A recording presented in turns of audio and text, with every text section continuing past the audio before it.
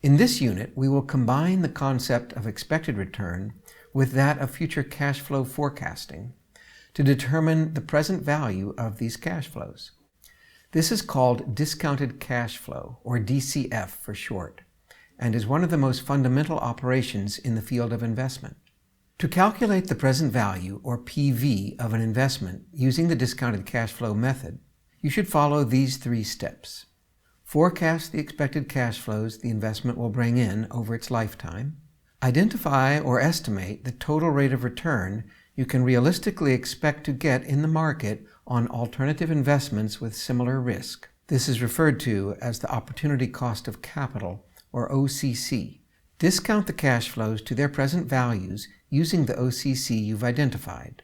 The present value you get by following these steps will tell you how much you can pay up front for an investment at the present time, so that your expected return is equal to the required return at which you discounted the expected cash flows. You will notice that calculating discounted cash flows is similar to calculating internal rate of return. The calculation of present value using DCF is basically the inverse of the IRR determination. Instead of determining the discount rate given the future cash flows and the present value, you determine the present value given the future cash flows and the discount rate. Let's look at an example. Suppose an investor is thinking of buying an office building that has a long-term lease in place. Based on the lease, the net cash flows from the property are expected to be as follows. The building is expected to be sold for $7.5 million at the end of the 6th year. Other investments that are exposed to the same level of risk are selling at prices that are expected to yield a total return of 8%. In other words, their going-in IRR is 8%.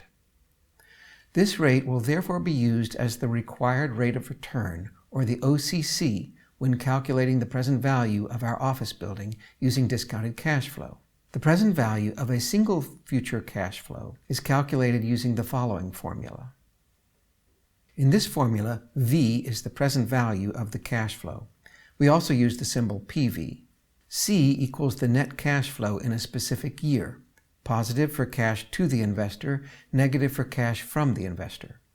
R equals the discount rate per period, and N equals the time period of the cash flow, in other words, the number of periods in the future.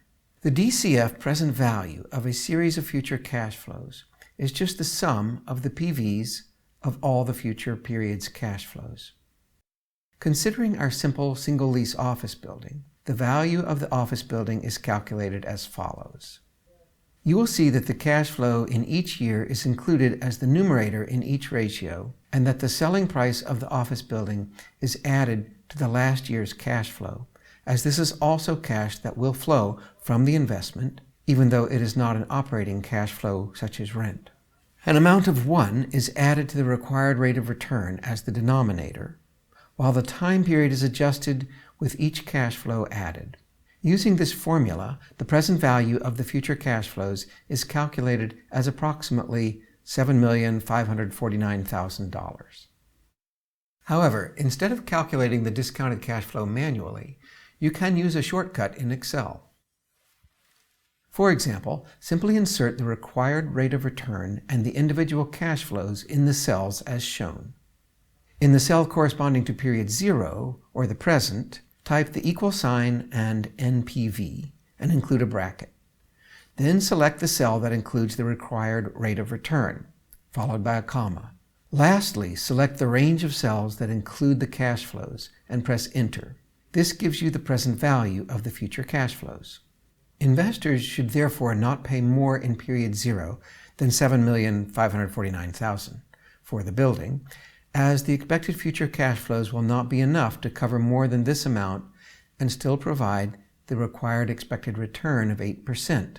If investors pay more for the building, they stand likely to make a smaller return than 8%.